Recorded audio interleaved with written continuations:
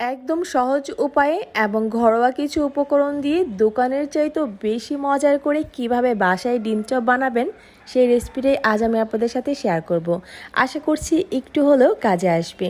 যাদের ডিম চপটা বাসায় বানালে ভালো হয় না বা পারফেক্ট হয় না, তাদের জন্যই আজকের এই রেসিপিটি। আর আমি যখনই বাসায় এইভাবে ডিম চপটা বানাই, আমার পরিবারের সবাই তো বেশ মজা করে খায় আর অনেক বেশি পছন্দও করে।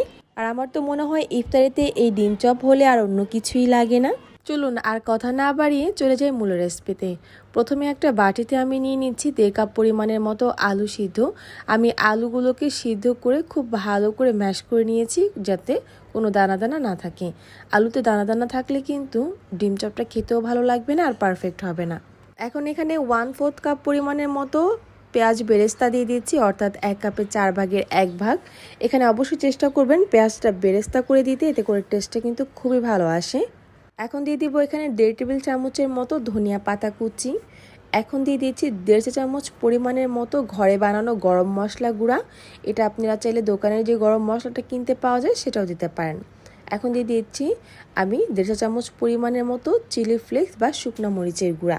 স্বাদ মতো লবণ দিয়ে দিচ্ছি। সামান্য এই কয়েকটা মশলা দিয়ে কিন্তু আজকে ডিম চপটা আমি তৈরি করে নেব। ও আরেকটা কথা বলে নিই, দোকানের চাইতে বেশি মজার বা দোকানের মতো যদি টেস্টে আপনি ডিম চপ ঘরে বানাতে চান, তাহলে অবশ্যই ঘরে বানানো বা দোকানের থেকে কেনা গরম মশলা দিবেন। এতে করে কিন্তু ডিম চপের টেস্টটা অনেক বেশি ভালো আসে আর খেতেও অনেক বেশি মজার হয়। এই তো ডিম চপটা বানানোর জন্য আলুর মিশ্রণটা কিন্তু একদম ভালো করে মেখে নিয়েছি। একদম কিন্তু আলু ভর্তার মতো মেখে নিতে হবে, যেন মশলাগুলো সুন্দরভাবে মিশে যায়।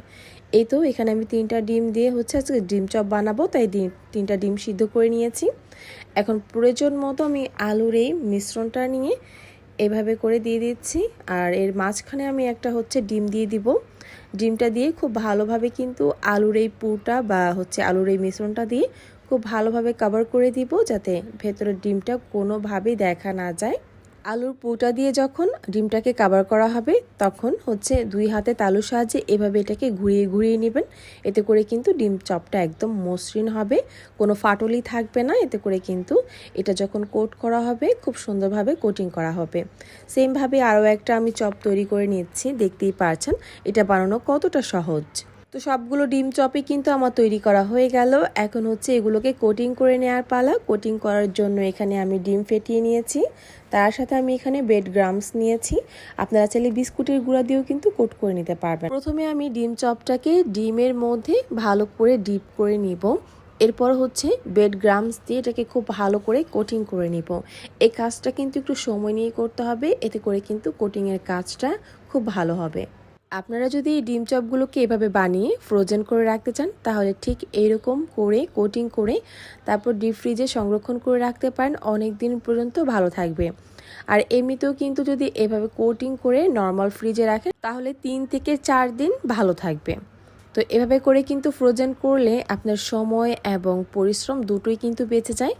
এই তো আমার ডিম চপগুলো কিন্তু একদম রেডি। এখন এগুলোকে ডুবো তেলে ভেজে নিব। আর চপগুলো ভাজতে কিন্তু খুবই কম সময় লাগে, মাত্র 2 থেকে 3 মিনিটের মতোই কিন্তু ভাজা হয়ে যায়। যেহেতু তেলটা আগের থেকে গরম করা, তাই এর জন্য এটা ভাজতে বেশি সময় লাগবে না। ওপর দিক থেকেও একটু তেল দিয়ে দিচ্ছি, যেন ওপর দিকটা খুব সুন্দর করে ভাজা হয়ে যায়। ঠিক এরকম একটা যখন রং চলে আসবে, বাদামি রং, তখন তেল থেকে তুলে নিচ্ছি। সেমভাবে সবগুলো চপ আমি ভেজে নিয়েছি। ভাজাটা যদি পারফেক্টভাবে ভাজতে পারেন, তাহলে ওপরের লেয়ারটা কিন্তু অনেক বেশি ক্রিস্পি হবে। দেখতেই পারছেন কতটা ক্রিস্পি হয়েছে আর কতটা পারফেক্ট হয়েছে ডিম চপগুলো।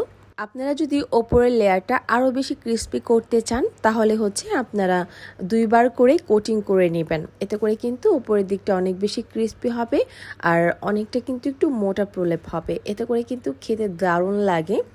আমি আপনাদেরকে কেটে দেখিয়ে দিয়েছি এই ডিম চপগুলো কতটা পারফেক্ট হয়েছে। আমি যেভাবে এই ডিম চপগুলো বানিয়েছি, সেম এভাবে যদি আপনি বাসায় বানান, আমার তো মনে হয় দোকানের চাইতে কোনো অংশে কম হবে না আর সবাই খেয়েও কিন্তু বেশ প্রশংসা করবে। আমার তো এই ডিম চপটা একটা সিগনেচার আইটেম হয়ে গিয়েছে। যখনই আমি বাসায় বানাই সবাই বেশ মজা করে খায়, আর বানানোর সাথে সাথেই একদম প্লেট খালি হয়ে যায়। তো আশা করব আমার আজকের এই সহজ ডিম রেসিপিটাও আপনাদের কাছে ভালো লাগবে এবং একটু হলেও উপকারে আসবে। তাহলে আজ এখানে বিদায় নিয়ে নিব, চলে আসবো নতুন কোনো ভিডিও নিয়ে। সবাই ভালো থাকুন, আল্লাহ হাফেজ।